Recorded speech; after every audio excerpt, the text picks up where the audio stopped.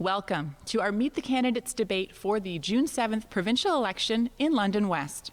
I'm your host, Christine Teleski, and I want to start by thanking the Aeolian Hall for hosting these events in their beautiful venue. This is your chance to meet the candidates vying for your vote. So let's meet them now. Starting at the far end of the table, we have Pamela Reid from the Green Party, Tracy Pringle from the Freedom Party, Peggy Sattler for the NDP, Andrew Lawton for the Conservative Party, Brad Harness for Consensus Ontario, Jonathan Hughes for the Liberals, and Jacques Boudreau for the Libertarian Party. Here's the format of the debate. Each candidate will have 2 minutes for an opening statement and 1 minute at the end of the hour for closing comments. Each candidate will be allowed to answer every question and will have 1 minute for that response. If you go over the allotted time, you will hear the timing bell and you'll be asked to stop talking at that time.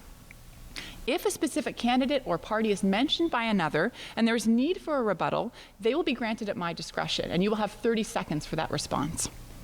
Now, before coming into the studio, we drew names to determine the order of opening statements, and we will be starting with Pamela Reid at the end of the table. So, Pamela, whenever you're ready, go ahead.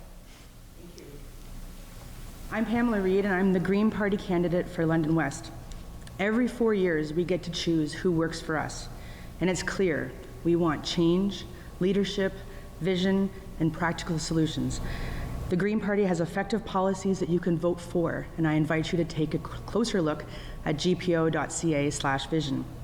A little about me. In the 1980s, my family came to London from Newfoundland, where my dad found a great factory job, and I was a union kid. I grew up, and I entered the workforce. I worked as an adult in various levels of management and food services, often for minimum wage and no benefits. In 2003, I was committed to be the first person in my family to achieve a post-secondary education, and I graduated from Western with 2 degrees.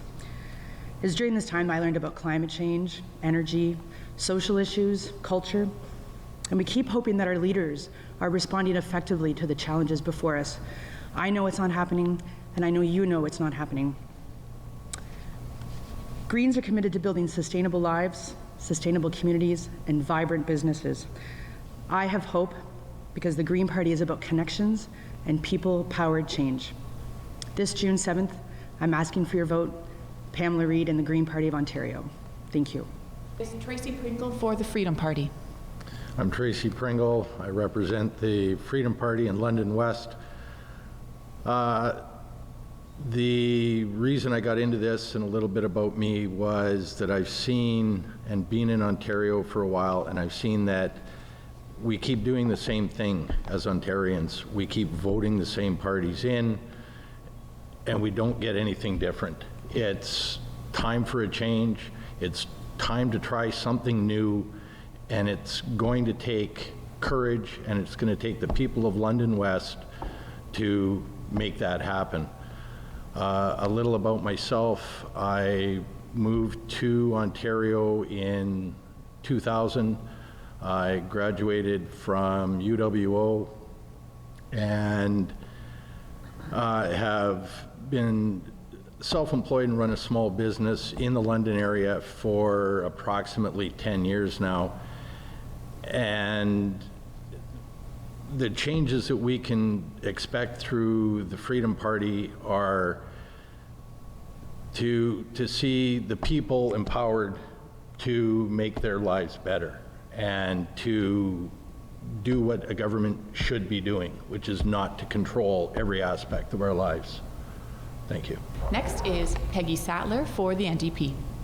Thank you very much. I'm Peggy Sattler, NDP candidate for London West. I'm excited about this election because we have an opportunity to make real change, not just change of government, but change that is going to make people's lives better. During my 5 years as MPP, I've heard so many stories from people who are struggling, seniors on fixed incomes who are worried about paying the bills, families worried about childcare and the high cost of housing, and almost everyone worried about whether our healthcare system will be there when we need it. After 15 years of Liberal government, hallway medicine has become normalized at London Health Sciences Centre. From rising hydro bills to wait lists for surgery to concerns about long-term care, the Wynne Liberals just keep making things worse. Liberal cuts to hospitals have created a crisis in our healthcare system. Kathleen Wynne's sell-off of Hydro One will cause our hydro bills to skyrocket, with profits going to private interests instead of to the public good. As I knock on doors in London West, it's clear that people want change, but they are worried about the changes that Doug Ford and the Conservatives are offering. Mr. Ford is going to cut $6 billion from the provincial budget and privatize whatever he can get his hands on, including health care. Londoners have seen the impact of cuts and privatization, and that's not the kind of change we need. That's why people are so excited about Andrea Horwath and the Ontario NDP. We have a fully costed plan that offers positive change and hope for the future.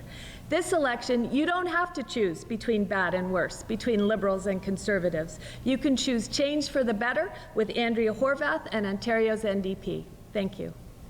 Thank you, Peggy. For the Conservative Party, Andrew Lawton. My name's Andrew Lawton, and I'm the Progressive Conservative candidate in London West for the upcoming election on June 7th. I want to thank the Aeolian and Rogers for hosting this debate today and ask Londoners and those in London West whether they actually want to see a genuine change in government, a change that is going to make affordability the priority for people in the riding and for people across the province. As a broadcaster for the last 5 years, that's what I've been hearing from people, that life is not getting better, that life is getting worse under the Liberals, that over the last 15 years the cost of living has gone up. Everything from hydro rates to taxes to regulation, the outcome has been a province that is closed for business. And when small and medium businesses aren't able to thrive, when individual families aren't able to thrive, when patients are being treated in hallways, this is not the Ontario of opportunity. This is not the Ontario that people wanted to be raised in. This is not the Ontario that people wanted to see to have a future for their children. A progressive Conservative government is going to change that. We're going to put money back in your pocket so that you can do what it is that the government right now is trying to do, which is make the decisions for yourself and your family to have a brighter and better future. What we have seen instead has been political corruption. We've seen rising costs and declining services. We've seen a healthcare budget that has ballooned, but a quality of healthcare that has not gone up alongside it. And these are the questions that only a PC government can answer. If you want more of the same, vote Liberal or vote NDP. The platforms are very similar to one another. If you want a genuine change that is going to make it easier for your family and yourself and your business to grow in Ontario, vote for Andrew Lawton, your Progressive Conservative candidate in London West. Thank you. Thank you, Andrew. Next is Brad Harness for Consensus Ontario. My name is Brad Harness. I'm a resident of Old South, and I'm the Consensus Ontario candidate.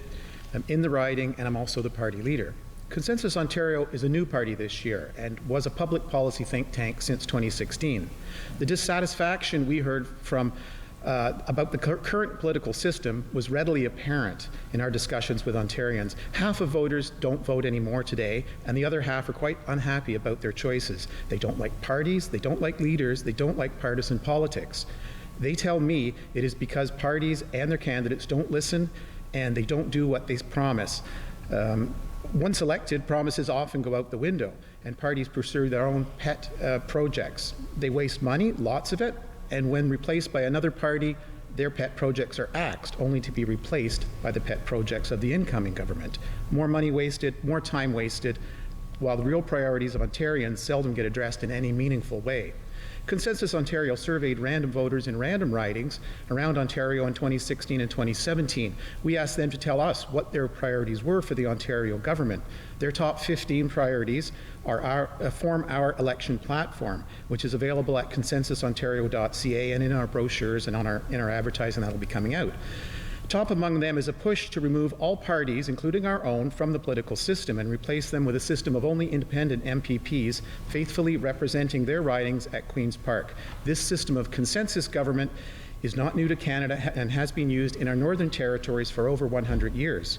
Our platform also has ways to address other priorities of voters, problems in healthcare, education, transportation, seniors' care and pensions, agriculture, and so on. We were the first party to call for a single flat rate for electricity in Ontario. So when you go to vote on June 7th, think of Brad Harness, Consensus Ontario for London West. Thank you. Thank you, Brad. Next is Jonathan Hughes for the Liberal Party. Hello, my name is Jonathan Hughes and I'm the Liberal candidate for London West. I grew up in Manchester, England, and perhaps like many of you or your parents, I immigrated to Canada looking for a better life. And I'm proud to say that today I live here in London. I've grown up in a family that went through some difficult times. As the youngest of 5 children, it's always going to be hard, and you know you need to work hard to get ahead. I was inspired by my mother. She always said, no person can rise above that for which they aim. And so we've always looked to go as far as we can. But in our society today, family support is not enough. We need government support. And I was lucky enough to go to university under free tuition. That set me up. It set me up with a foundation. I was able to work as a production manager in a 3-shift operation, do software consulting throughout the world. I've worked with major Canadian companies, helping them get success. And now today I give back. I teach at the university level in leadership and change management. I couldn't have done those things without the opportunity from government. That's my Ontario. I believe in fairness for everyone. I believe that we need to care for everyone. That's my Ontario. That's the values that we are fighting for. It's so important. Nobody at this table will work harder than me on your behalf. No one at this table will listen more carefully to you about what you care about. And no one at this table will be a stronger voice at Queen's Park so that your voice is heard. On June the 7th, please vote Jonathan Hughes, Liberal. Let's move forward together. And last but certainly not least, Jacques Boudreau for the Libertarian Party. Thank you. Hello, and thank you for tuning in. Healthcare, education, electricity generation, and transmissions are all government monopoly services provided in Ontario, and they have been for decades. The problem is each one has significant problems with high prices, poor quality, waste, fraud, cronyism, and the like. Now, my colleagues at the table here will tell you that they have solutions to these problems that are inherent in all government monopolies. They will tell you that they have this new idea or a tweak to make these programs work better. They will ask for your support so they can fix these problems. The only thing is, they've been saying these things for as long as these monopolies have existed. It is well recognized that monopolies increase prices while reducing the quality of care, while the competition does the opposite. It drives down prices and improves services. Consider, for example, what's happened to your electricity bill that has gone up, while that of your phone bills come down, while the service is improved. That's because of competition. Along these lines, a recent report stated that Canada has the longest wait times for medical services of all OECD nations. Interestingly enough, all of these countries that outperform Canada allow a private medical system to operate, but not in Canada, not in Ontario. Libertarians would allow a competitive medical care system in Ontario, greater choices in education, and real competition in producing electricity that would reduce your hydro bills. And we would remove the government monopoly on the sale of alcohol. On June 7th, please vote Libertarian. Thank you, Jacques. All right, let's jump right in. Healthcare is an issue that is, of course, top of mind for all Ontarians, and access to free healthcare is something that many people value highly. But I think we all know that it's not free. It actually costs quite a bit of money, and some people worry that there's not enough money left in the bank, given rising costs and the increase in demand that we will see in future years. So I'd like to know, what is your plan to bring our healthcare system back to sustainability? And we'll be starting this time with Tracy Pringle from the Freedom Party. It's not something we address specifically in this election. However, in the past, we've addressed it quite directly. Currently, I believe it's somewhere in the neighborhood of 68% of all revenue the government collects goes to the healthcare system. That's too much. It's not sustainable. Under the Freedom Party, we would bring back, or not bring back, but would introduce a private healthcare alternative. It's an option. It would not get rid of OHIP. It would be the same as the benefits you get at your job. You pay healthcare benefits at your job for dental, optical, chiropractic. We would offer that as an option. Thank you, Tracy. Peggy, your take on healthcare. Sure. A lot of the financial pressure in our healthcare system is at the acute care side. It's at the hospital side, and this is because people aren't getting the kind of investments in preventative care that reduces those pressures on our hospital system. And that's why an NDP government is committed to implementing a universal pharmacare program. We know that 1/4 of Ontarians don't take the medications they're prescribed because they can't afford it. So this would provide universal coverage for the 125 most commonly prescribed medications. We're also committed to a dental care plan.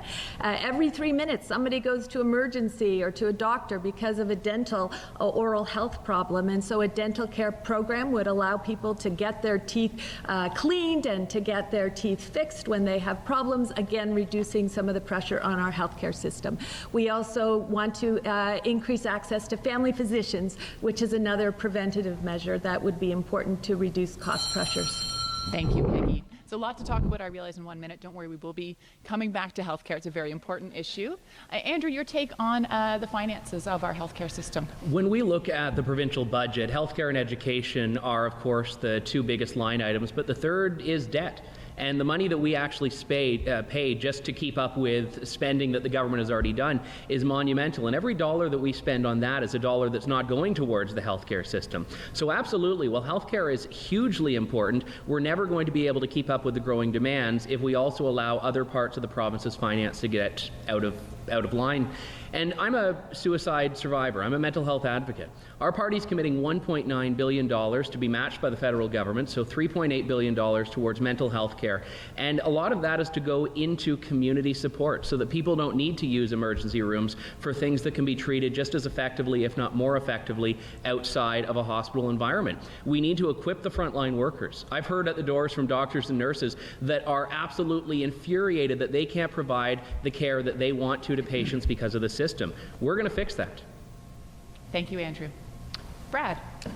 Well, Consensus Ontario's position in regards to health care is exactly what we have heard from random voters around the province. We don't know their background when we survey them. What they tell us, the top issues they have are ER and surgery wait times, doctor shortages, nursing shortages, and senior long-term care centers. Those are all things that can be addressed. They will require additional money. We think that Crown corporations, which generate $3.5 billion in profit for the provincial government annually, needs to be turned in towards starting a debt repayment program to pay off the $320 billion debt that this province is mired in.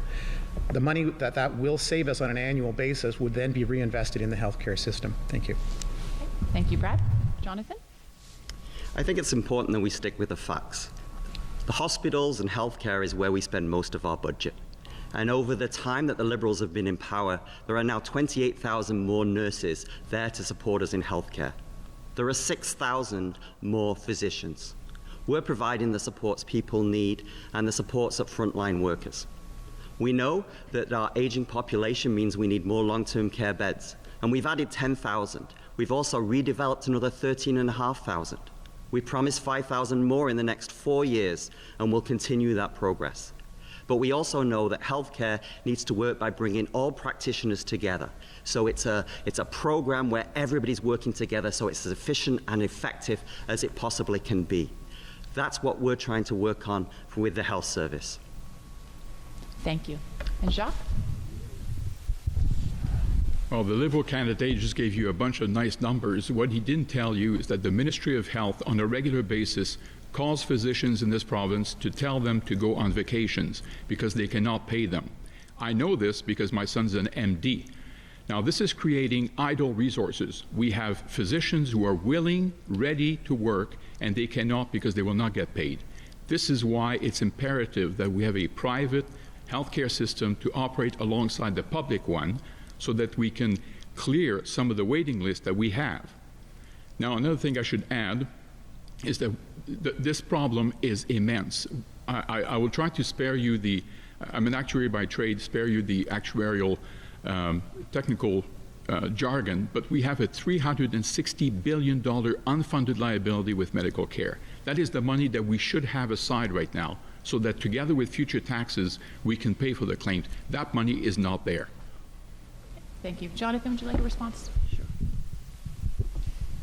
No, it's actually just recently that we invested more money so that we could provide extra operations within our hospital facilities, and we've seen significant progress with that in terms of getting down the median wait times of people waiting for operations in the hospital sector. But I do agree with the comments that we need to keep people out of acute hospitals, and that's what we're doing with our Seniors Healthy Living program, providing extra funds, particularly for those over 75, so that they can stay in their homes. That's what the residents of Ontario want, and that's what we're providing. Okay.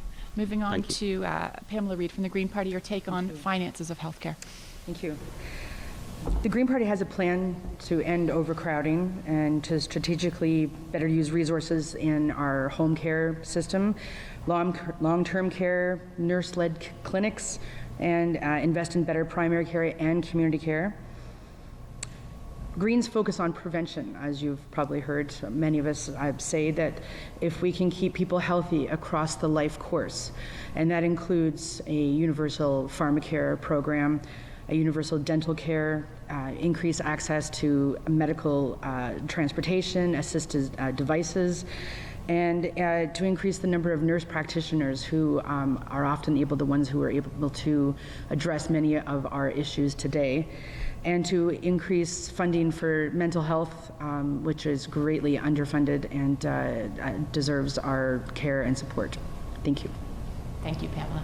Let's talk a little bit more about healthcare. In Ontario, of course, we're all aware that we have a growing seniors population, and we need to think about how we're going to care for them in the coming years. So I'd like to hear your plans for how we are going to care for the health of our seniors. And we'll be starting this time with Peggy Sattler.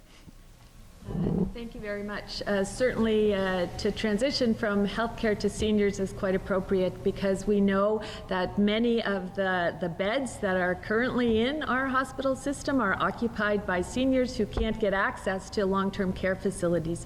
So we need to increase the number of long-term care spaces in long-term care facilities. But more than that, we need to help seniors live independently in their own homes so that they can maintain a good quality of life. The NDP has proposed a program that would allow seniors to defer the payment of property taxes until they sell their homes. We know that there's a lot of seniors who end up selling before they want to because they can't afford to continue paying property tax. So that's an important benefit.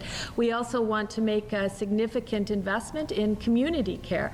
Home care is something, often just help with light household tasks that enable seniors to continue to live independently and live vibrant, healthy lives. Thank you, Peggy. Andrew? The idea of getting more beds in long-term care is an important one and a necessary one with an aging demographic. A PC government is going to, in the next 5 years, create 15,000 more long-term care beds. In the next 10 years, 30,000 more long-term care beds. And this is essential. And I think that it's also essential that we as a population understand that we can't do as the current government has done with healthcare spending, which is to kick the can further and further down the road without actually coming up with a model that works. And that is one that requires us to listen to the frontline workers. Whether it's long-term care or whether it's acute care or whether it's any of the other many facets of healthcare that we have, we've got world-class talent in this province and in this city, and the frontline workers are not getting the equipment they need, and they're not being equipped by the government with the resources they need to actually meet this. So a PC government is going to tackle that. The Liberals have had 15 years, and all we have are more of the problems than we had the year before, and the year before that, and the year before that. We're going to make sure that that goes away. Thank you, Andrew. Moving on to Brad. Thank you. Well, Consensus Ontario certainly has listened to voters around the province on this issue. And what we hear in regards to seniors issues is that they are so all-encompassing. There really is, with our aging demographic, a requirement to create a separate ministry of seniors affairs. Whether we're talking about home care, whether we're talking about adding more beds to long-term care facilities, whether we're talking about retirement income and pension plans, these are all things that need to be dealt with. People are struggling to make ends meet. There's certainly a very real need to improve the inspection of long-term care facilities and improve the standards so that the Ontarians living in there can have a more humane final 10, 20 years rather of their life. Thank you. Okay, thank you. Jonathan? Thank you. I think we all agree that we need, as our population ages, we need more long-term care beds. The Liberals have already delivered many extra beds and will continue to do so. But we also need to improve the level of service in long-term care. And we're committed to make sure that every patient, every resident gets at least 4 hours of care a day. I've already mentioned how for those over 75, we're providing $750 a year for extra care so they can stay in the home. But the other key thing is prescriptions, pharmacare. We're going to remove the $100 deductible that seniors have to pay. For those on a low income, that can be the difference between either putting food on the table or paying for their prescription. And we want to make sure everyone has the prescriptions we need. Those are the services that we'll provide for seniors. Thank you. Jacques? So let me emphasize again, this unfunded liability of $360 billion is greater than the debt of this province. The money isn't there. These parties are living in fantasy world if they think they can start, getting money out of nowhere. It is not the case. We have no choice at this point but to turn this over to the private sector to alleviate the shortages. The money isn't there. It's as simple as that. And the comment was made about kicking the can down the road. I remind you that over the last 45 years, we've had Conservative, NDP, Liberal government, and none of them, I mean none, ever put money aside for something that was highly predictable. The demographics have not appeared over the last 5 years. We've known them going back to 1960, and nothing has been done. Thank you. Pamela? As I mentioned before, investments in better long-term care, community care, PSWs, and keeping people in their homes and in their communities connected to the things that they love, increasing their food security, and their overall activity in the community is what keeps people happy, active, and engaged. We also support a basic income guarantee. So this is obviously connected to many other issues, but a great many people are precarious and are able to just afford rent, or if they want to remain in their homes and can't afford to stay there, so they're living on their last couple dollars every month. So we want to look at and adopt a basic income guarantee for all Canadians at the lower income levels. Tracy? Thank you. I'm hearing a lot from the candidates about throwing more money at the issue with whether it's the hospitals, the medical, or long-term care, and I'm not hearing where any of that's coming from, which is, I'm sure, covered in their platform. However, with the long-term care, it would be a great business opportunity. There's nothing wrong with profit. There's nothing wrong with operating a long-term care facility that's regulated and overseen, and people would then have a choice of where they would like to be, or their children would have a choice as to what is best for mom and dad. The bottom line is there's nothing wrong with profit, and it would create wealth for others as well. Thank you very much. Okay, let's talk a little bit about the finances, because I'm hearing that from a lot of candidates here. Where is the money going to come from? And during elections, we do hear a lot of promises. Those promises do cost a lot of money. So I'd like to hear from you. If elected, would your government run a deficit, or would you balance the books? And we're going to start with Andrew Lawton from the Conservative Party. Thank you very much. A progressive Conservative government will, first order of business, look at finding efficiencies in the budget so that government can actually do the tightening of its belt that right now the Liberal government has been forcing every family and business in the province to do. And I see no reason why, when the government is forcing people to live with less and less every single day, that government shouldn't be forced to find ways that it can save money and deliver services in a way that has more value. So that's the first order of business. But no, what we've seen in the last year from the Liberals unequivocally is a method of government, if you can even call it that involves throwing money. And I should be very skeptical, as everyone should, when all of this money is thrown at different groups and projects in an election year. And what we see from the NDP is actually no better. The NDP is promising just as much spending, if not more, than the Liberals. And that's deserving of a gold medal, to find ways to blow more government money than what the Liberal government has done. So it is not just important, but it is actually necessary for the future of this province economically to make sure that we balance the budget. We don't know what we're going to inherit. We know that Kathleen Wynne's government has cooked the books, Thank but you, we'll Andrew. work to That's balance your time. after. Thank you very much. We won't do rebuttals at this time. Jonathan, Peggy, you'll have a chance to respond when we get to you down the table. So we'll just move on next to Brad Harness from the Consensus Ontario Party. Thank you. Our view is that we definitely need to start taking action this year on Ontario's debt. It is the largest debt of any province in Canada. It's the largest debt of any state in North America. It is the largest debt of any sub-sovereign government in Western Europe. The debt is smothering our business potential, our potential for our economy in Ontario to create jobs in the private sector. Nearly $1.10 of Ontario government spending goes towards interest on the debt. This is simply something that has to be tackled this year. Thank you. Okay, thank you. Jonathan? Thank you. You know, we made a commitment to balance the budget, and we did that. And now we're making future investments in long-term care, in transit for London. We're making those investments because we believe that they're key now. And we've committed to, again, bring the budget back into balance. Andrew Lorden mustn't know the Conservative policies because they're not willing to commit to balance the budget. They're not willing to give a date by when they'll balance, and neither will the NDP. This week we found out that the NDP budget has a $3 billion hole in it. We are the only people who are willing to invest the right investments, but also take us back to a balanced budget. Let's not forget, the last time the Conservatives were in power, they considerably cut our services and still increased the deficit by 50%. The only people that you can rely on to manage the economy is the Liberal Party. Okay, I will do some rebuttals there.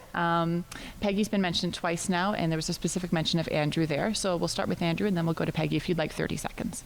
I find it rich coming from a Liberal candidate that we are supposed to trust the government that got us into the mess that we're in now over the last 15 years, that's the government that can take us out of it.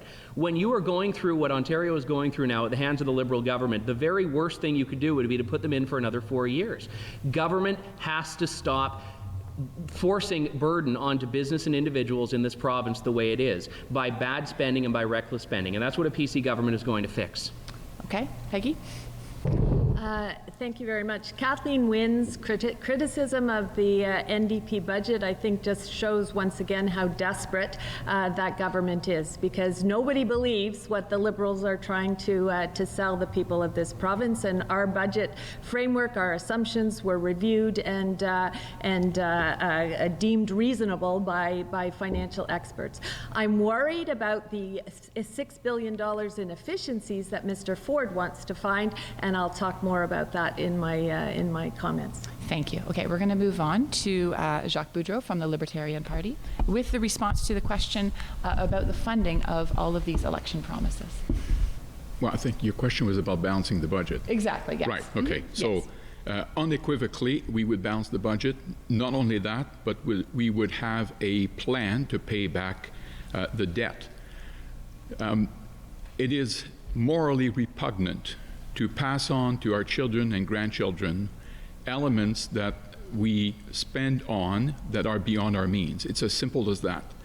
Remember that it's an easy way out for politicians to run deficits because it's downloaded to children and grandchildren.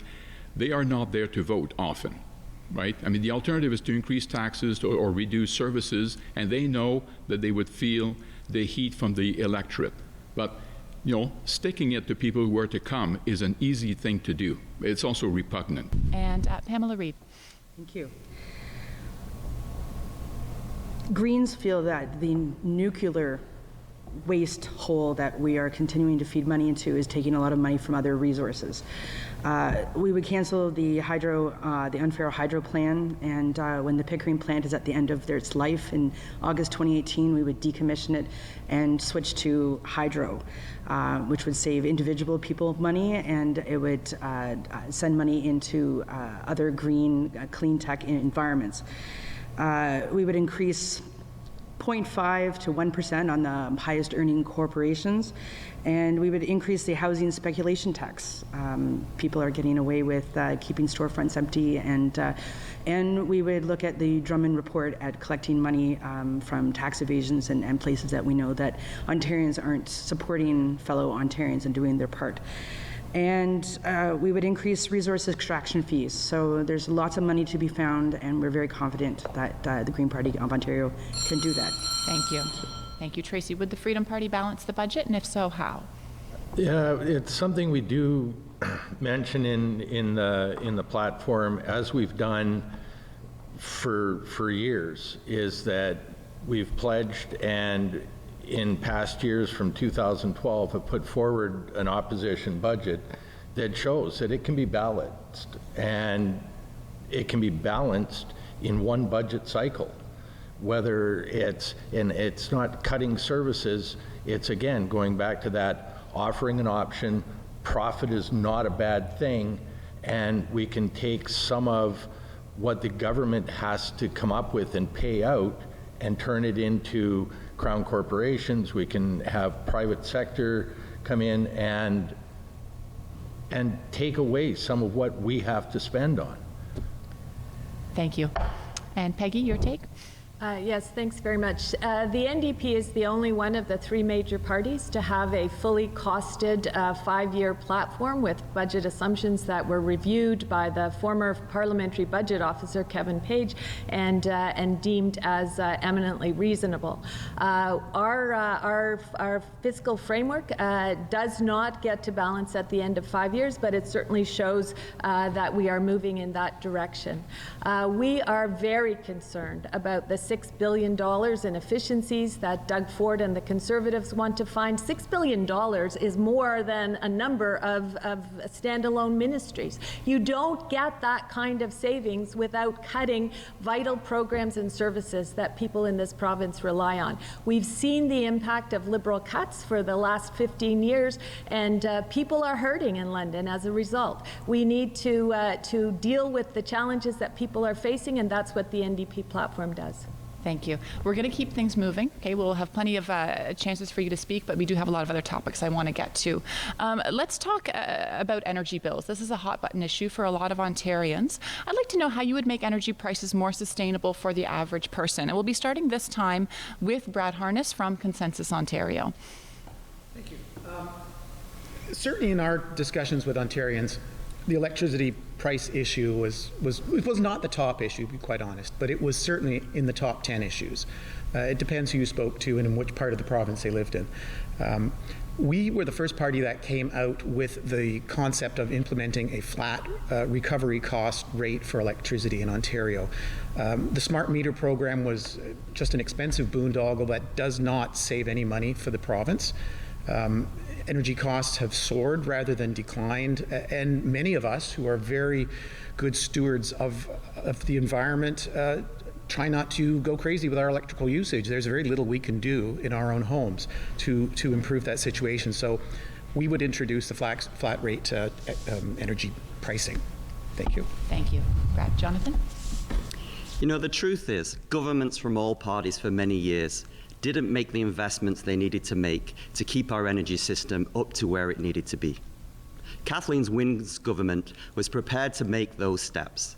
We've invested, and we've made the right steps. We've got rid of coal-fired power plants. That means that our climate is much cleaner. We no longer have smog days, burnouts, or blackouts.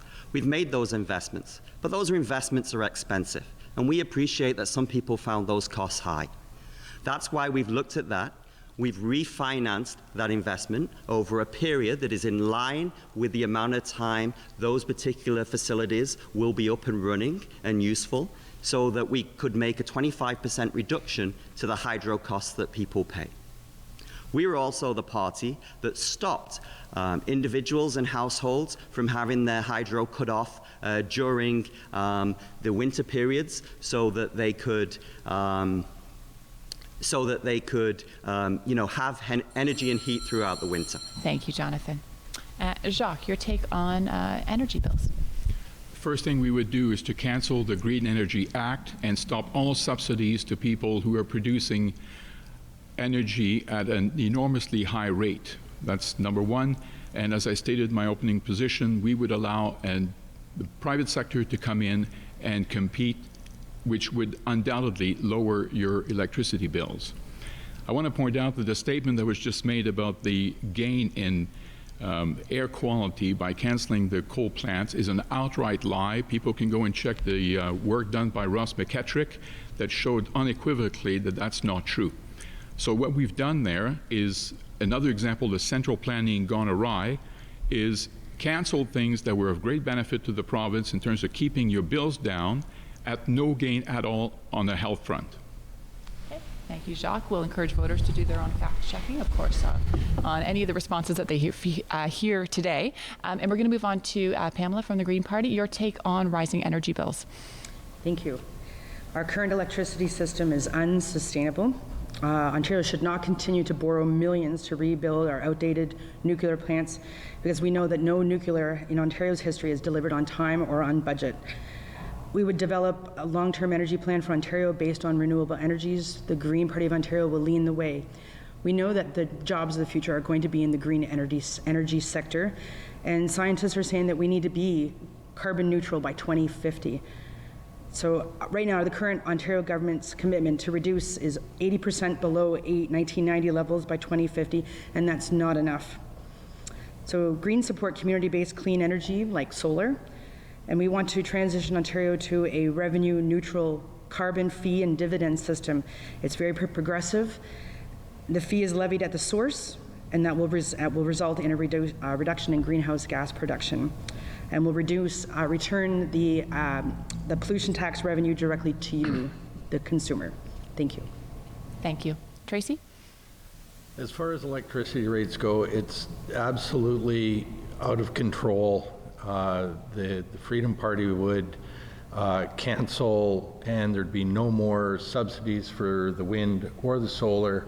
We're paying to produce it, we're paying more than what we sell it for. As a small business owner, if I was to do that, I'd be out of business inside of 2 days. It is absolutely ludicrous that we should be subsidizing major corporations to provide us with power. We would look at bringing back the private electricity retailers that were scared off by the previous governments, and it didn't matter which party they were from. Everybody ran because there was going to be a cap on electricity pricing. Nobody was going to make a profit. Again, I go back to the competition is going to make for lower rates. Thanks. Thank you. Peggy? So for 100 years in this province, Ontarians enjoyed stable, reliable, low-cost energy. It was when the Conservatives started to privatize electricity generation that we saw costs starting to rise. The Liberal government under Kathleen Wynne just escalated that process of private sector involvement of electricity generation. And then, without any kind of mandate from the people of this province, she sold off Hydro One. And New Democrats are the only party of the major parties who have committed to buying back Hydro One so that we can own our electricity utility and we can operate it in the public interest. That will bring rates down. That has been shown by the Financial Accountability Officer and the Auditor General. We will also end mandatory time of use charges, unfair rural delivery charges, and review with a fine-tooth comb all of these private sector contracts. Thank you, Peggy. We're going to jump into Hydro One in just a minute, so we will get to that. First, we'd like to hear from Andrew Lawton about your plan for energy bills in Ontario. The PC government will right out of the gate reduce bills by 12%, and this has been done in a very manageable way. It's a modest start, which is why we've done that, because we know we can afford it, and the savings to the average ratepayer will be about $176 per year. You know, when the Liberals brag about ending winter disconnections, the reason they had to do that is because so many people were getting disconnected under their mismanagement of the file because they couldn't afford to pay their hydro bills. This has been, as a broadcaster, one of the biggest issues I have ever heard as far as concerns that people raise about where things are in the province. Small businesses are shutting down. I met the owner of a print shop who comes in and runs his machines outside of peak hours before 7 in the morning because it's the only way he can afford to stay in business. I've talked to people that honestly have to choose between paying their hydro bill or making other household necessities go away. No one should be proud of where the hydro file is in Ontario now. A PC government's going to reduce hydro rates by 12%, and we're going to work beyond that to make sure that we don't end up in this mess that the current government has put us in the first place. Okay, thank you, Andrew. So let's talk about Hydro One. Between 2015 and 2017, the Ontario government sold off more than 50% of Hydro One in a deal that has been controversial. So I'd like your take. What are the next steps? Is privatization the answer, and what would you do if elected? We'll be starting with Jonathan Hughes from the Liberals on this one. We sold off some of Hydro One, and it was for a particular reason. Let's be clear about the numbers. So we still own 40%. No one can own more than 10%. So we already effectively still have control of Ontario Hydro. Also, there's a lot of talk about the prices themselves. The prices are set by an independent energy board. So that is not an issue today at all. The NDP says that they'd buy back Ontario Hydro. Investors, analysts say that that will take over 20 years, and none of that will add any more services to people. We're using that money that we've taken from Ontario Hydro and we're putting it to work. We're investing it in long-term care beds. We're investing $170 million in transit for London. We've scheduled $11 billion to bring high-speed rail to London. That's going to be a huge improvement for our economy. We're investing that money and it's being put to better use. Okay, we're going to move down the line on this one. Next is Jacques Boudreau. Ask yourself the question, what happens when someone in government has a big idea, and we've heard several comments about keeping electricity in the hands of the government. Ask yourself the question, what is the skin in the game of these politicians? Like, what is the downside risk? What happens if they get it wrong? What penalties do they pay? And the answer, of course, is nothing. This is why turning this over to the private sector, where these people will have significant skin in the game, is the way to go. Because if they make the wrong decisions, they get a price to pay. We cannot continue to afford having politicians operating in a bubble where it's all upside to them and no downside. It leads to the wrong decisions, as we have seen on this particular file. Thank you, Jacques. Pamela, what's the future of Hydro One from the Green Party perspective? Thank you. We believe that we should be getting power from water. Quebec Hydro is available at between 5 and 6 cents per kilowatt hour. Nuclear is running between 16, 17 cents. And we're going to continue to service a debt for nuclear power plants into the long-term future, and we still have no idea what to do with the waste. And I know the Green Party believes that we need to work towards the targets set by the international climate agreements, the Paris Climate Agreement, and we will look at building efficiencies and certainly investing and electrifying our transportation systems. The future is going to be green, and we want to go where the hockey puck is going. Thank you, Pamela. Thank you. Tracy, Freedom Party's take on Hydro One. It really is the same as our stance when it comes to electricity, is to bring back and have private retailers where there's competition which is going to drive the market price. And if there's a choice between paying 6 cents or 4 cents, the consumer is going to take the lower price. And as long as they get the service they need, and the company, the private retailer, has to provide a service. They have to perform, or they're not going to be there anymore. Whereas with Hydro One, they can do whatever they like, charge what they want, and there's absolutely no consequences to them. It's all to the taxpayer. Thanks. Thank you. Peggy? Privatization is absolutely the wrong way to go, and that's why overwhelmingly Ontarians were opposed to the privatization of Hydro One, and yet Doug Ford and the Conservatives want to just continue the Liberals' Fair Hydro plan, add a couple tweaks, but basically they're okay with the privatization, and they're okay with saddling future generations with a $40 billion debt. New Democrats believe that our energy system should operate in the public interest to advance the public good and not to maximize shareholder profits, which is what is currently happening. We just heard today the board of Hydro One has voted themselves a $25,000 raise. That's more than a lot of people in London make in a year. And yet, because we have a private sector shareholders who are on this board, they are able to make their own decisions without any sort of diligence in terms of what's best for the people of this province. Thank you. Andrew? It is reprehensible that anyone on the board of a supposedly public agency would give themselves such a massive pay hike, which is exactly what the Hydro One board has done. And you look at the $6 million man running Hydro One, someone who is not behaving in an accountable way as far as the management of the actual utility is concerned, but is profiting while Ontarians suffer through energy poverty.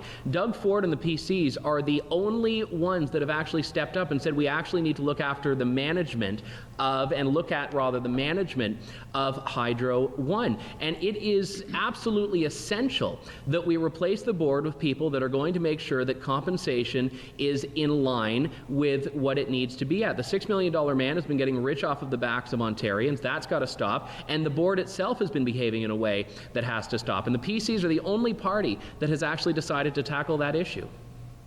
Thank you. Brad, the perspective of Consensus Ontario when it comes to privatizing Hydro One. Well, thank you. Andrew, I don't think PCs have a monopoly on wanting to fix this Hydro One issue. The Hydro One issue is a sad chapter in our province's history. The Liberal government was simply trying to find billions of dollars to spend on pet projects so that it could use them for vote buying. This is what's wrong with party politics. Now, Ontario is a minority shareholder of Hydro One, and despite anything that Doug Ford says, the province cannot force a private company to do anything about executive compensation, and it's quite misleading to tell voters that it can. The only way the province can control Hydro One is to repurchase at least 4% of the privately held shares so that it would then own 51% of the stock, and then they could do something about it. The shares are down 16% since they were issued for the first time, and so now probably would be the right time to buy. Thank you. Okay. Let's change gears here. I want to talk about transit because this is an issue that is really top of mind for many Londoners. The high-speed rail project in the Toronto-Windsor corridor has received an investment from the province of $11 billion for the first phase. And it does promise economic stimulation and the creation of jobs. But there are many that are concerned that this is not money that is well spent for the region. So your take on high-speed rail, is this good investment? Is this something we should be moving forward with, and will this benefit Southwestern Ontario? We'll be starting with Jacques Boudreau from the Libertarian Party. Okay, so let me point out one of the common fallacies on the part of politicians. So in this case, they're talking about all this money that's going to be spent and is going to create jobs. Now ask yourself the question, if the government is going to take $12 billion out of your pockets, right, what is that going to do to your savings and to your spending, right? How many jobs are going to be lost when you siphon money out of people's pocket? They never address this. This is an old seen and unseen issue. Anyway, going back to what I said before, this is a perfect example again where it's all upside for the politicians, right? They can go around, they do virtue signaling, look at, we care about this, we care about that. What if this turns to be another boondoggle? They will pay no price. In any case, this should be determined by the private sector. If it's viable, the private sector will do it. If it's not, then nobody should do it. Thank you. Pamela? Thank you. I have been taking public transit in London since 1987. On average, I take between 6 and 10 buses a day, and I have real lived experience. I took a bus here today. The Green Party supports the London plan to grow and develop a more compact city with more residential and businesses in the core. We do support the BRT. We know it supports economic development. It improves our environmental quality. It improves our mobility. It makes it more accessible for seniors, youth, and those with disabilities. And it's relatively cheap compared to the transit programs in other Canadian cities. And we believe it should be accompanied by dedicated bike lanes and walking culture. The Greens want to get you where you need to go faster, and we're also very interested in a high-performance rail versus a high-speed rail, as it uses existing tracks and is more environmentally friendly, working with rural communities. Thank you. Thank you. Tracy, does the Freedom Party support the investment in high-speed rail? No, not by the government. Again, it's that we sold an asset, we got a lot of money, and now we're going to spend that money, and it's your money. It's the taxpayers' money. It's the money of the people in London, Toronto, Cambridge, North Bay, everywhere else. It's the taxpayers' money. It is absolutely ludicrous to take that money and put it into one small corridor, and it's another attempt to buy votes with your money. And I don't know, I would rather not have my money to pay for my vote. I think that the people of London, we need to say it's time to stop, it's time to change. Thanks. Thank you. Peggy? The NDP recognizes the value of strengthening the links between our regional economy in the Southwest and the GTA region. And we support continuing the current EA into high-speed rail, absolutely.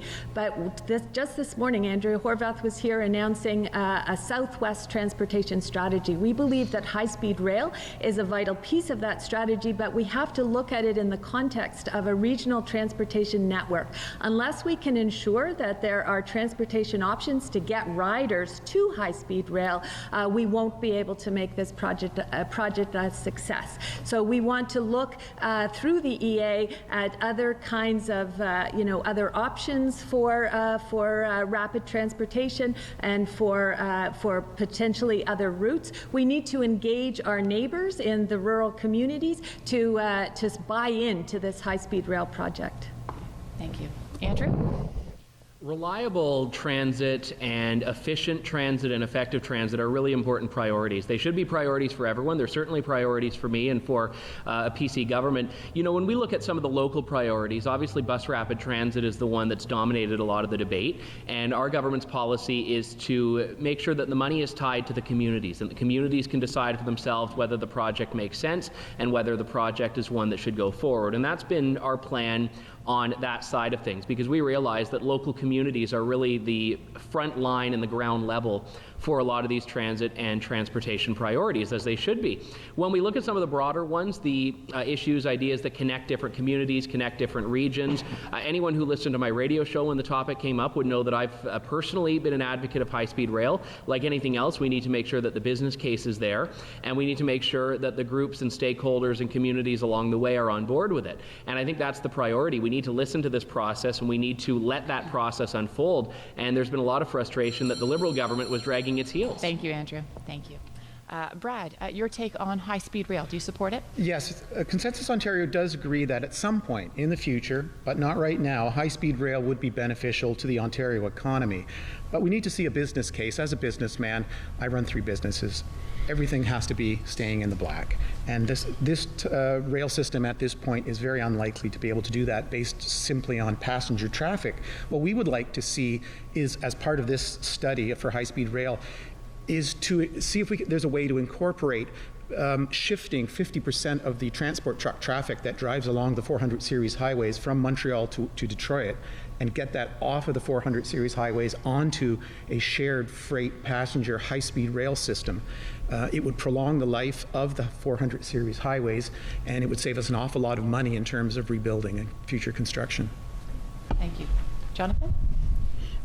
It's quite shocking for me to sit here and hear that the Conservative and NDP candidates locally support high-speed rail when their party's platforms clearly don't.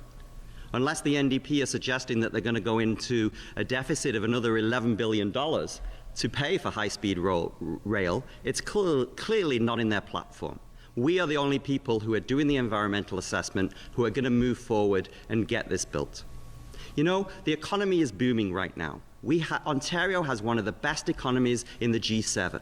Unemployment is the lowest it's been in nearly 20 years.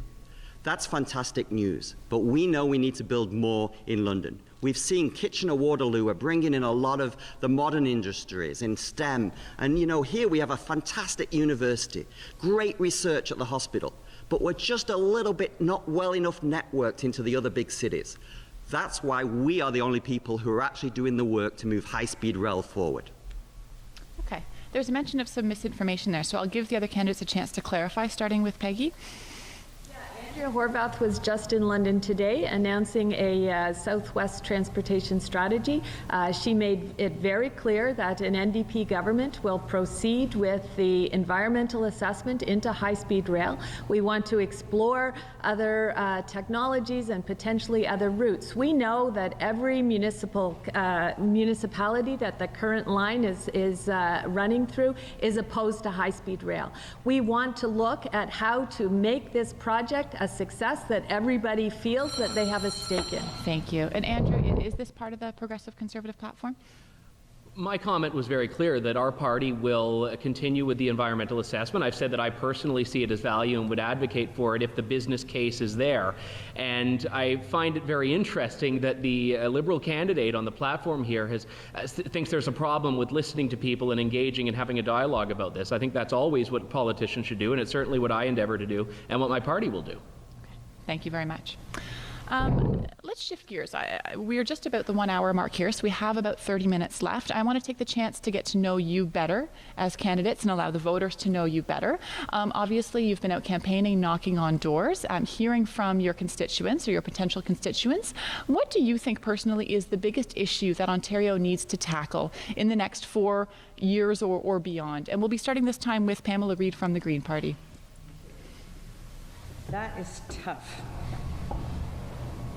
I think when I've talked to people, we were campaigning in Lambeth with my Elgin and Middlesex London peer, Brona Morgan, and people were answering the door, and it was healthcare and hydro and my cost of living, same or less coming in, and rising costs. So the Greens understand the connections, because everything is connected, that my paycheck is connected to the global forces. So I go to the grocery store, I have a certain amount of money to buy groceries. I need to pay my bills. I want to have a little fun perhaps. I would like to have a nice warm home. And so people are starting to find that they're having less and less money at the end of the week. Thank you. Tracy, the biggest issue for you? The biggest one that I've heard about I would have to say would be the electricity rates. It seems to be the foremost thing in people's minds, and they want change. They want to know that there's hope, that there's a plan out there, that there's a way that the electricity portfolio, whatever you want to call it, however you want to term it, but the problems that we have with the electricity system need to be changed, and they need to be fixed. And the Freedom Party has a plan in place that would see, if not immediate, the change would be there. You would see your electricity rates come down. You would see that you had some money left over at the end of the month to do better than macaroni and cheese. Thank you, Tracy. Peggy? Without question, the top priority that I've been hearing about at the doorsteps is our healthcare system, the crisis in our healthcare system. Under this Liberal government, 6 years of underfunding and freezes has meant the loss of $141 million out of London Health Sciences Centre's budget. And as a result, we're hearing personal stories all the time about people who are lined up on stretchers and hallways waiting for access to a mental health bed. We're hearing about people who are having their surgeries canceled multiple times. And one guy had the wires on his chest and was in a hospital gown because there's no recovery beds. We're hearing about people like Stuart Klein, who fell ill in Mexico and couldn't come back to London because there wasn't a hospital bed available for him. This has shaken people's confidence in our healthcare system. People want to see that fixed. Andrew? The number one concern that I've heard at the doors is the same as the number one concern I heard on the airwaves from callers over the last 5 years, and that's affordability. And that's the cost of goods and rising cost of living, the cost of the hydro bill, the money you have to pay to the government where the value isn't necessarily coming back to you because of how poorly managed some files have been. And people are very much concerned. They're concerned about their own household budgets, and they're concerned about the future that their kids and grandkids are having to contend with. And when you've got cap and trade, which is basically a tax on anything that needs to be transported, that's your grocery bill going up. When you've got hydro rates, that's your own household energy bill going up. When you've got taxes that are in any way imaginable being levied against people, that is a rising cost of living. And it's one thing for people to say, I'm proud of being in London and I'm proud of being Ontario and I want to stay here. It's another thing when people are saying, I don't know if I can afford to stay in this province. And that's been really moving to hear, and it's also been really encouraging because that's why I got into this, to make it better. Look that over. What I have heard, and I've done a lot of canvassing so far since this election started, and it surprised me, is the utter exasperation on behalf of voters at this election, at their choices, at the way politics works in Ontario, at the disappointment with a lack of solutions over many years with all three of the major parties, PC, Liberal, and NDP, all having been in Queen's Park. When I go around today, what I'm hearing is there's no way they're voting for Kathleen Wynne. There's no way they're voting for Doug Ford, and they absolutely cannot afford to vote for the NDP. They feel they have absolutely no choice.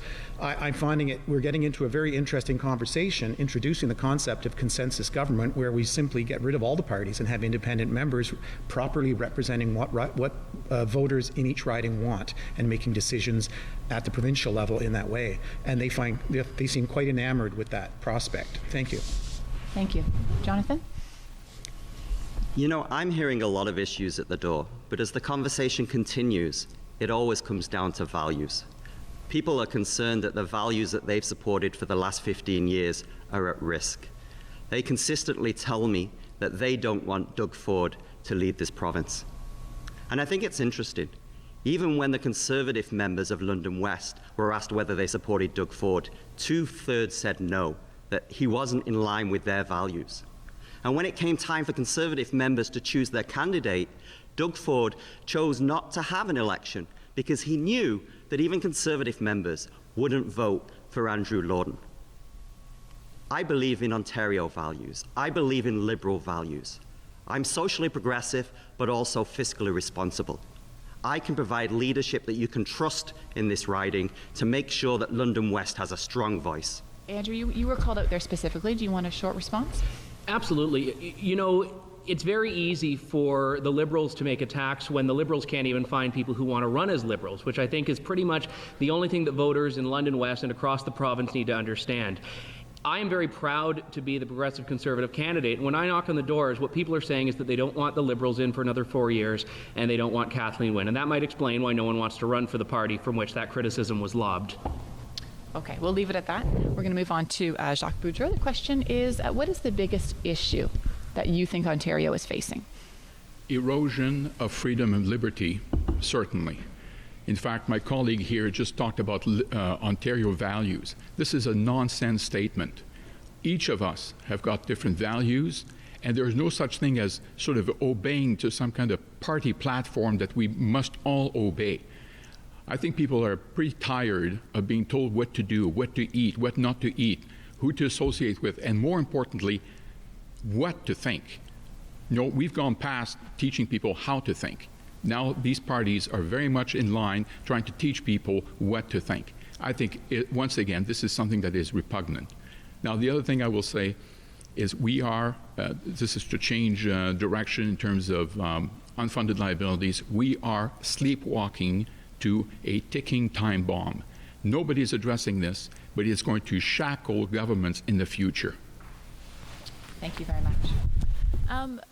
One issue certainly that is impacting a lot of voters in this election is a lack of trust. Voters not trusting politicians just in general. How do we increase accountability so that people feel faith in the people that they're electing and in the government in general? We're going to be starting with Tracy Pringle from the Freedom Party on this one.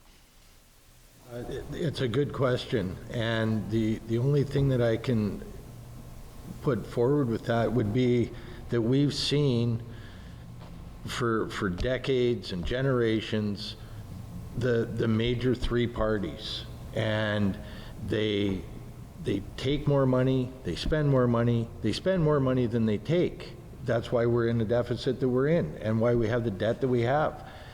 They promise you everything in order to get your vote, and when it's time to deliver, they don't have the money, they don't have the services. And I think that for Ontario, for London West specifically, it's time for a change. It's time to break from the norm, ignore the major parties and what they're promising you. What they're promising you is what they've promised you forever, and we're right where we are.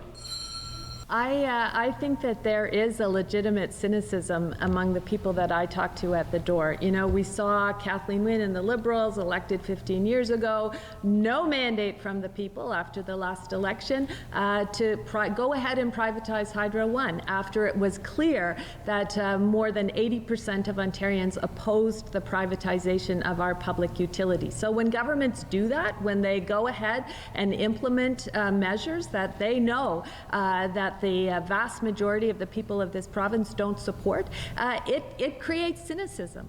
So governments have to be upfront about what they are going to do, and then they have to deliver on their plans. We hear Doug Ford and the Conservatives talking about cutting $6 billion of government programs and privatizing whatever he can get his hands on, but we don't hear what that means. He has not been upfront in what programs he's going to cut, what services are going to be eliminated in this province. Okay. Andrew, on transparency and accountability. The only one who's mentioned cuts is actually Peggy Sattler. That's not been a part of what we're doing. Our party is going to find efficiencies. But as far as the question of accountability goes, I don't think it's possible to explain in 1 minute all of the unaccountable and untransparent things that the current government has done. We literally have had trials and jail time for people connected to this government. Deleted emails, gas plants. The Auditor Generals have found billions and billions of dollars that has been wasted or spent in an opaque manner, and the damage keeps continuing. We need to be transparent. We need to open up the books, and we need to have legislators that are responsive not to the special interest groups like, you know, the Cash for Access scandal that led to the Liberals having to pass new fundraising rules because they got caught breaking what a lot of Ontarians would have expected was a trust level. We have to have accountable and transparent government, and I don't even think it's a question at the doors that people in London West don't think they're getting that now, and I'm very happy that people are starting to wise up to what they have in power. Okay, quite a few mentions of the Liberals there. Jonathan, do you want a chance to respond quickly to that now? Sure. Yeah. I'll give you a 30-second rebuttal, and then we're going to continue down the line. You know, there's a lot of rhetoric out there, and I encourage people to get back to the facts. I'm not going to sit here and say the Liberal record is perfect. Over 15 years, it wouldn't be. But there are so many good things we've done, from all-day kindergarten, to getting rid of coal-fired power plants, to working with the federal government so that we have a new and improved CPP, to providing prescriptions for free for those under 25. We're doing a lot of good things, and I know the people of Ontario and London West want those great things to continue. Brad Harness. Well, I think that really speaks to what Consensus Ontario is all about. Now, clearly, we're stuck currently with a party system, and there are things that can be done before we get to the point where we're able to remove parties so that we can actually improve representation and accountability for regular voters through their members of provincial parliament at Queen's Park. For one thing, we can have an agreement amongst all parties to get rid of party whips. There'll be no more whip votes on anything. Every member of provincial parliament should be representing their voters however their voters want them to vote. It shouldn't make a difference if they're in the NDP or the PC party or the Liberal Party. They should all be voting the way the majority view is, issue by issue, in their riding.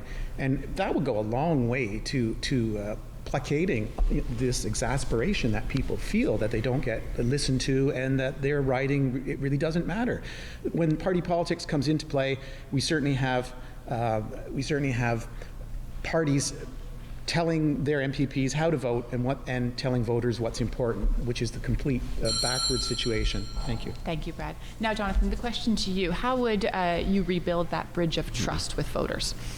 You know, I think we need to get away from the rhetoric that we see at the leadership level. It's super important, and we need to get down to policy. Throughout this campaign, I've been talking about the good things that Liberals are doing and the plan that we have to get ahead. I think we need both the other parties to actually come out with a fully costed plan so we know exactly what they're going to offer and how big their deficits are going to be. I'm also a big supporter of proportional representation. I think it's important. That's another thing that we can bring that will allow people to have better choice at election time. And also for me, that's super important, the work that I actually do is working with organizations as a facilitator, bringing people together, resolving conflict, building teams. That's what I can bring to Queen's Park. So rather than have parties in competition, when we're elected, we're all working together to do the best thing for the people of Ontario. That's what I would do. It's leadership you can trust. That sounds like consensus government to me. Thank you. And Jacques, on transparency and accountability. Let me quote the great American economist Thomas Sowell, who said, "It is difficult to imagine a more stupid or dangerous way of making decisions than by putting those decisions into the hands of those who pay no price for being wrong. You want accountability, you demand that the politicians pay a price when they mess up. We don't have any of this. This goes back to my previous point about skin in the game. Politicians pay no price when they get it wrong, when we have gigantic boondoggles. Look at Dalton McGuinty. He canceled 2 gas power plants for electoral purposes only. Did he pay a price? Did he end up in jail? No, he did not. He ended up teaching at Harvard. Now, you wonder why people are cynical? That's a prime example. We need to put skin in the game for the politicians. Thank you. Pamela? As mentioned, proportional representation has been dear to the hearts of Green Party members in Ontario and around the world. Ontario needs to have a more democratic system, as we need to make every vote count. We want something that we can vote for, not against. If we keep voting against things, we are going to get a party or a political system that doesn't represent what we want. Voting for what we want sends a message to leaders in government, leaders in business. And as we know, voter apathy is growing. 47% of voters voted in the last election. And I think we have a lack of vision, a lack of honesty. We need policy that serves the triple bottom line. Our best business schools across Canada are teaching our business leaders to serve the triple bottom line, people, planet, and prosperity. And the millennials are the largest voting bloc in this time. So if you're between the ages of 18 and 35, the future is yours. Thank you. We're going to move on. I think we have time for just one more question here, and I want to talk about education. According to Stats Canada, Ontario post-secondary students pay the highest average tuition in Canada. What would your government do to make education more affordable? And we're talking specifically about post-secondary here, starting with Peggy Sattler from the NDP. Thank you for this question. So an NDP government would convert all student loans into grants. So any student who qualifies for student financial assistance would receive a non-repayable grant instead of a loan. We would also, on a go-forward basis for students who currently are carrying loans, we would remove the interest from those student loans because government has been profiting for too long off the backs of students who are low income who needed those loans to go to post-secondary. But at the same time, an NDP government believes that quality of post-secondary education also has to be looked at. So we have included in our platform a commitment to faculty renewal at our post-secondary institutions so that more academic jobs become good jobs. We have fewer contract workers, contract faculty members, so that students can have those ongoing relationships with these faculty, and we have higher quality post-secondary education. Andrew. I think the most important thing the government needs to do as far as the education file is concerned for post-secondary students is to make sure there's a climate when they come out of university or college or an apprenticeship where they can actually find a job. I mean, that's the most important priority, is that making sure that you are working towards something where there is actually an ability for you to have a career and have a life in Ontario and have economic prosperity here. You know, when we look at the current government's track record on this, look at how many students were displaced and impacted financially and in their lives by the college strike of faculty members. And this is an area where the government did very little, in fact nothing, until it became politically advantageous to get involved. And while there may have been very real and very legitimate discussions that were going on behind the scenes, the government wasn't a part of that, and in spite of all of it, students suffered. We need to make sure students have access to opportunity and access to education, and we also need to make sure in the public and secondary school system that students are being adequately prepared for whatever it is they want to do, whether it's an apprenticeship, a college diploma, or a university degree, which means we really need to make sure that people are well looked after at all facets of education. Thank you, Andrew. Thank you. Brad? Well, for Consensus Ontario, our goal, which we believe is the goal of most Ontarians, is to create well-educated graduates who find good and meaningful employment. Graduates with Bachelor of Arts degrees flipping burgers is not the goal, and we shouldn't shoot for this goal. We advocate a clear line between universities and colleges in terms of what programs are offered. That means that degrees are offered through universities, diplomas are offered through community colleges. There is no overlap. This will increase the value of those degrees. A lot of people now graduating with bachelor's degrees feel they need to go into master's programs just to have a leg up. An expansion of apprenticeship programs is also necessary. We also feel we should have a discussion about entry exams for universities, reducing the number of positions available in university, but funding those fully from the taxpayers of the province for those who are accepted. Thank you. Jonathan? I don't need to tell you what we're going to do on this issue, because we've already done it. This year, 325,000 low-income and middle-income students were able to go to university or college with free tuition.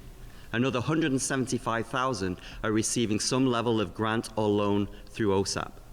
Of those people, 13,000 are single mothers who are working to improve their education and take their lives further. That's something that I'm so proud of. And to be honest, I'm actually disappointed, because the NDP actually voted against those changes to bring that free tuition in. And so they could have supported us in that move, rather than their universal, which actually means that people from wealthy families will be getting free tuition who really don't need it. I believe in spending the money where it's needed most, and we've already taken the appropriate steps to do that. Peggy, do you want a quick rebuttal on that? Our plan means that any student who qualifies for financial assistance because of income will receive a non-repayable grant. The other thing an NDP government will do is invest in creating 27,000 paid work-integrated learning opportunities. That's co-ops or internships or other kinds of programs for young people to participate in while they are at post-secondary. And this will be critical to help young people get a leg up when they graduate and get into the labor market. Jacques, on the affordability of post-secondary education. Right. Well, I hear that the Liberals continue to obsess about university education along the lines of what McGuinty used to go on about. They are unable, apparently, to tell the difference between educational skills and marketable skills. Getting a university education does not guarantee marketable skills in the sense that an employer will be interested in your services. We are producing way, way too many people with degrees in sociology or anthropology or what have you. Moreover, these subsidies that the NDP is talking about is encouraging people to go to university when they have no business, frankly, going. There's a professor in the US who wrote a book in which he said that about 80% of the kids in university do not belong there because they are either not academically minded or don't have the work ethic, or possibly both. Meanwhile, these people are passing on the opportunity of going into trades, something that we need very, very badly. Thank you, Jacques. Pamela. This is near and dear to my heart. I went back to university as a mature student, racking up $52,000 in debt, which 10 years later is still hanging over my head. I know the Green Party of Ontario will fund post-secondary education at the undergraduate level of all publicly funded institutions. And the strikes that we see are a result of unfair compensation to those who are investing their lives and knowledge to better improve our overall experience as humans.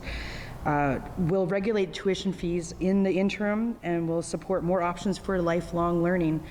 So, as I mentioned, I still have a significant debt, and I do have an anthropology degree, and it has greatly enriched my life. I feel much more engaged and aware of so many issues, and I would like to be a contributing person in London, as I've been told so many times to leave to find employment elsewhere. Thank you. Tracy. The affordability issue, I went through it myself. Went back to school as a mature student. I did have a plan. My plan didn't come to be what it was supposed to be, but I'm a university educated. I hold a degree in sociology, which is fine, but I had huge debt. I've heard we're going to give money away again. Again, that's that free, and there's no skin in the game, as the gentleman on the end says. If something's for free, it really has no value. So to make it a free tuition, you're going to have students that, while they may qualify as low income, there's no drive to be there. There's no need to be there. So as far as making it affordable. Thank you. That's all the time we have for our questions, but we do have a chance for each of you to give a closing statement. We'll be going in reverse order this time, and you will each have 30 seconds for your final remarks. So we'll start with Jacques Boudreau from the Libertarian Party. Thank you. Well, I think it's pretty clear that big government is popular. They think it's a solution to everything, and yet the government has all kinds of failures on its hand. Let me give you, I'm limited by time, to a single example. 50% of the kids in Ontario cannot pass the minimum standard in grade 6 for mathematics. That is abysmal and totally unacceptable. What we need, as I stated before, is to bring in competition, the private market to come in and give chance to people to choose something else. Jonathan Hughes for the Liberal Party. I think we all know that this election will come down to either a Doug Ford, Andrew Lorden government, which means that it's focused on the elites, the 1%, or a liberal government focused on you, focused on supporting everybody, a caring society, a fair society, and a society that provides opportunities for all. No one will work harder for you at Queen's Park than I. No one will raise your voice stronger at Queen's Park than I. Let's move forward together. If you'd like to join our team, go to jonathanhughes.ca. We'd love your support. Thank you very much. Brad Harness for Consensus Ontario. Thank you. Throwing money at issues equals buying votes. Voters tell me over and over again that they don't know who to vote for this time around. And it just reminds me of the guy who goes to the doctor and says, "Doc, it hurts when I do this." And the doctor says, "Well, stop doing that." So this year, this election, vote differently. Elect Brad Harness, Consensus Ontario, as your next MPP for London West. Thank you. Andrew Lawton for the Progressive Conservatives. You know, I think the Liberal and NDP should have had to share their time today, given that their spending promises are pretty much identical to one another. This is an election about change. Do you want more of what we have now, or do you want a government that's actually going to come in and make the decisions that will bring Ontario forward? That's what this election's about, and that's what only a PC government can do. It is going to be Kathleen Wynne, or a possible Kathleen Wynne-Andrea Horwath coalition, or Doug Ford and the PCs with Andrew Lawton as the MPP for London West. I can't stress enough to people in the riding how important this election is. Please vote Andrew Lawton, your PC candidate for London West, on June 7th. And thank you to Christine and the Aeolian. Thank you very much. Peggy Sattler for the NDP. For too long in this province, people have felt there's only two options. If you don't like the Liberals, you vote Conservatives. This time, it doesn't have to be that way. You don't have to settle between bad and worse. It's time for change for the better. London West can choose a candidate who's worked hard for the past 5 years to push for better health care and more opportunities for young people and dignity for our seniors. Ontarians can choose a government committed to helping everyone build a good life. Vote Andrea Horvath and Ontario's NDP. Tracy Pringle for the Freedom Party. Just to reiterate, what's already been said is that free is not free. If you vote for one of the big three parties, you know you're having your vote purchased and bought, and everyone is going to pay for it, whether it's over the next 4 years or they kick it down the road for 40 years. There's going to be a price to be paid. For choice, for something new, for something worth trying, vote for the Freedom Party. I'm Tracy Pringle. I'm the candidate for London West. Thank you. Thank you, Tracy. And Pamela Reid for the Green Party. Thank you. Greens are winning seats around the world. Citizens are choosing to respond to climate change because climate change impacts all of us more each year, challenging our economy, our environment, and our quality of life in London and across Ontario.